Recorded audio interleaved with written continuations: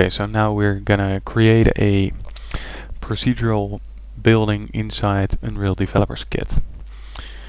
First off, we're gonna create a new map. Here's our builder's brush. This is where the volume will be created. So I will just drag it to the zero it out and right click on the cube. We can create a more building like shape, maybe like this. It's really simple shape. Now we right click on the add volume and we have here a procedural building. Let's click on that. Drag this volume to the side and here's our procedural building. But it doesn't show anything because it doesn't do anything yet.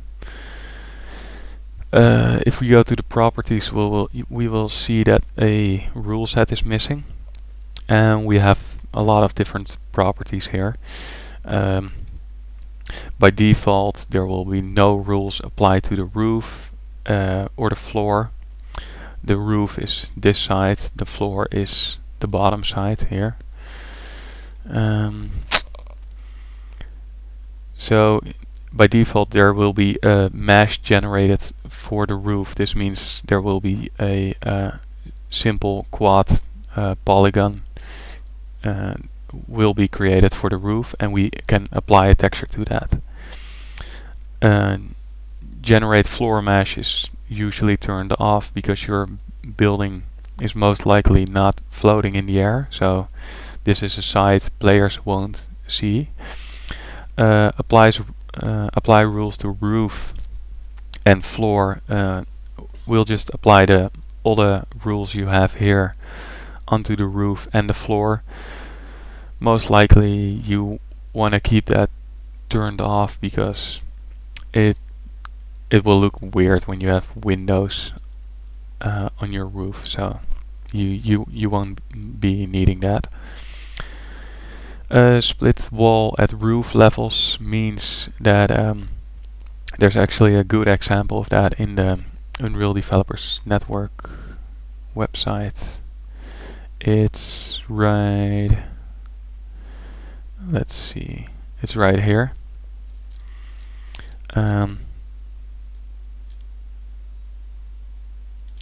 So what this does is basically here the procedural building ends on one side, and if you want that trim to go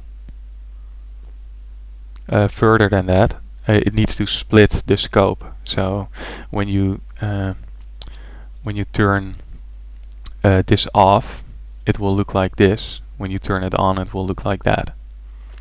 You can see the edge going further here, like two separate scopes. And split at wall edges does the same thing, only then for the walls. So then we have a simple mesh. Massive level of detail distance means when the procedural building changes to its level, to its LOD model, and that's shown here. Here you have the high poly version, and if you go further than this amount of units, so by default it's 10,000, you will see this model, and this model is automatically generated. So that's that's really awesome, that the textures, and yeah, it's really cool that it does that. It only does that if your model isn't really complex. If it's too complex, it won't generate any textures for it. So this is just stuff you don't need to look at, like maybe you want to change the light map resolution of the roof, but 64 is already really high, definitely for something that's in the background. And this is important boolean. You can turn the collision on and off for the building. So if you don't want it to have collision because the player can't touch it, you can turn it off here. And that's all the properties. We still need to give the rule set, but we haven't created one yet, so let's create one first. Right click in the content browser, and then we have new procedural building rule set, and we create it in I will just create it in tutorial package in group rule sets, and the name will be tutorial rule set number 1.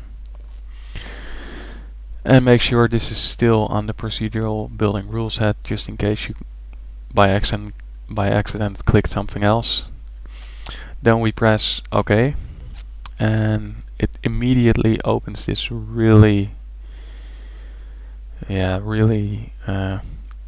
ugly looking editor. It's really empty. It's not like the material editor where you have all this visual feedback. So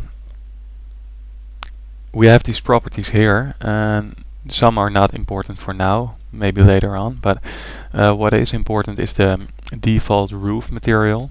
If you want the roof to have a specific texture material, then you can apply it here. And later on we will be creating the rule set in here. For now we're just gonna close it. We have it here, and we're gonna apply it.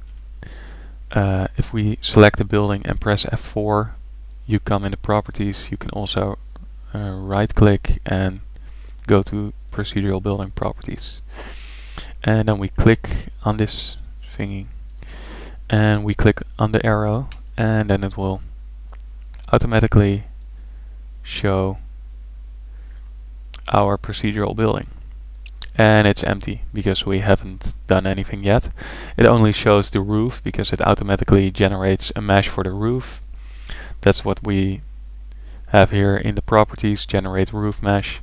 If we click on generate floor mesh, it will also generate a mesh for the floor, but we don't need that. So it also automatically updates. If for some reason your procedural building doesn't update, you can go to tools, regenerate selected prop building, or regenerate all prop buildings. And that's very useful because sometimes it doesn't update, and then you have this little helper. So that's how you set it up. We will just save this package, right click and save, and then we will put it in a new folder, tutorial, and tutorial.upk. Okay, save. Then we have the package saved, and we also need to save our map, so we are gonna save our map, and I will call it tutorial map, and save it up. So now we've done everything in UDK to create our rule set. In later tutorials we will go into Facade, and we will also go into Maya and set up our custom models and how to put them into Facade. And that's it for this tutorial.